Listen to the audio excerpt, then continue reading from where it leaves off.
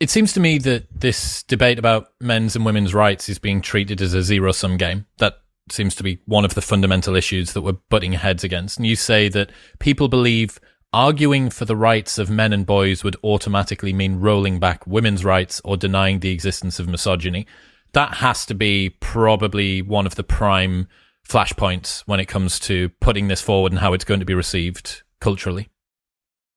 Yeah, I think that's a big part of the problem on both sides. I think sometimes the opposite is true, perhaps on the other side of the political spectrum. It depends who you're talking to, but for sure, I think that one of the problems is that even conceding that we should do some stuff for boys and men, that there is a problem for them, is seen as, even if not necessarily diverting resources away from things for girls and women, although it could mean that, it's much more about the distraction of attention.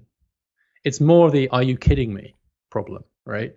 It's more the "you want me to talk about boys and men when 6% of companies are led by women, when only a quarter of parliamentarians, and I have my wife actually is in the process of raising money for a startup business, so I know that only 2% of venture capital money goes to female founders.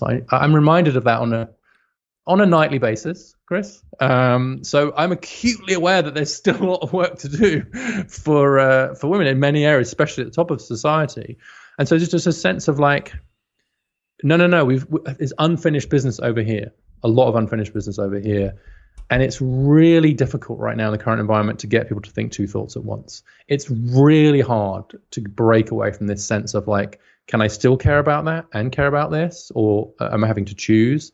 And unfortunately, the way it's framed is it very often is a choice. So even if it's not a resource zero sum, and let's be clear, sometimes it could be, right? If there's only so much money to spend on education, say, and some of it does go for policies that are pro-male, which I would argue for, you could argue that that means less money is going into some of the money for women's scholarships into STEM or whatever it is. Okay, so I think you have to be honest about that. I would argue that that's now justified.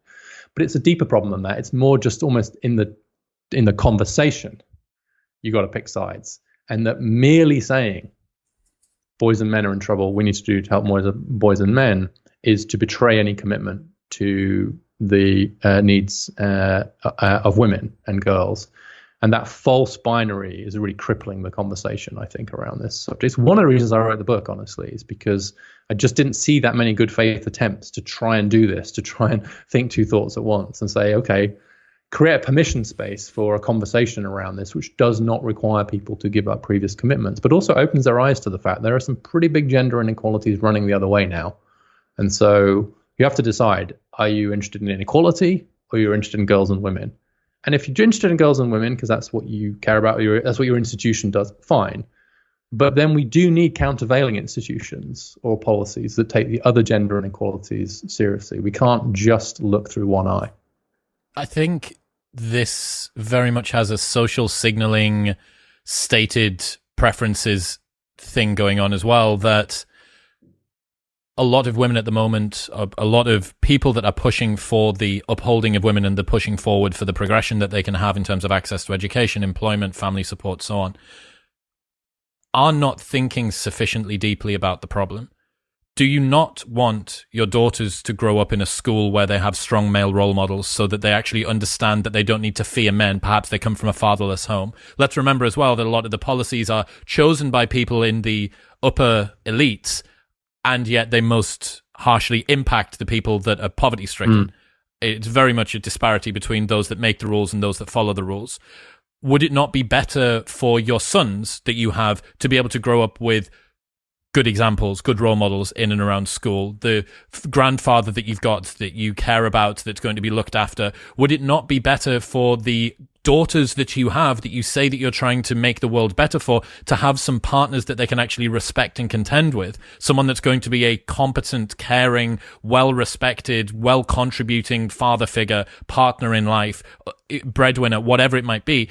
It seems like not understanding the challenges that are facing men and boys is putting women at a disadvantage as well. Do you really want your daughters to be in school with boys that can't sit still and are so disruptive that that must lead to worse education outcomes for the girls that are in class with them as well? That's why I think Yeah, that's exactly right. That's why I think red shirting, boys or starting boys would be good for girls. Actually, it's one of the reasons parents very often put their girls into single-sex schools if they get the option to, is to get them away from the disruptions that boys have. But I think you're raising quite a deep point here, which is how we think about human flourishing across different groups. And outside of a very small separatist part of the feminist movement, I don't think many women would disagree with pretty much everything you've just said, right? Including those who would consider themselves card-carrying feminists, right? Do they want boys and men to flourish? Do they want their husbands to be doing well? Do they want their brothers to be doing well? Do they want their yes, they would say yes to all of the above. The question then is, do you agree that some of them are struggling? Okay.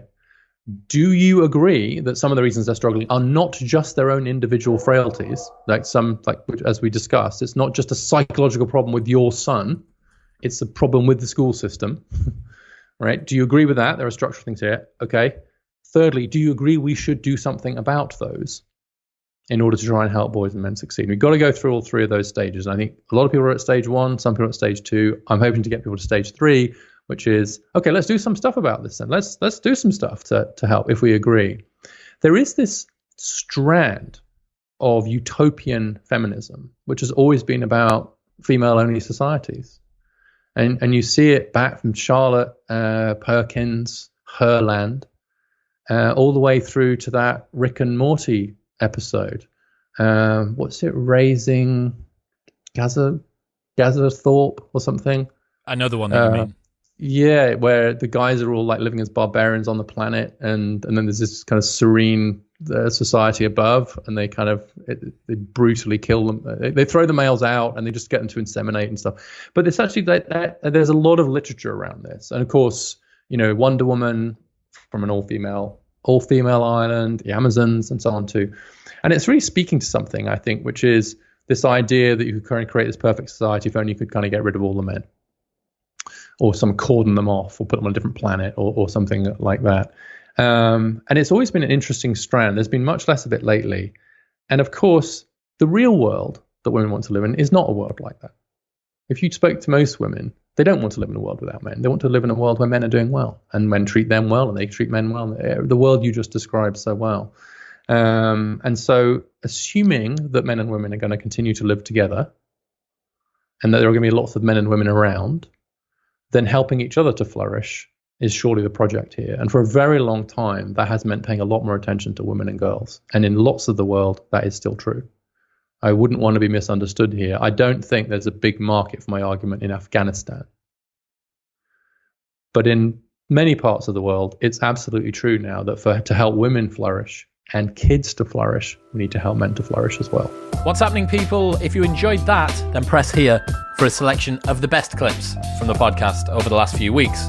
And don't forget to subscribe. Peace.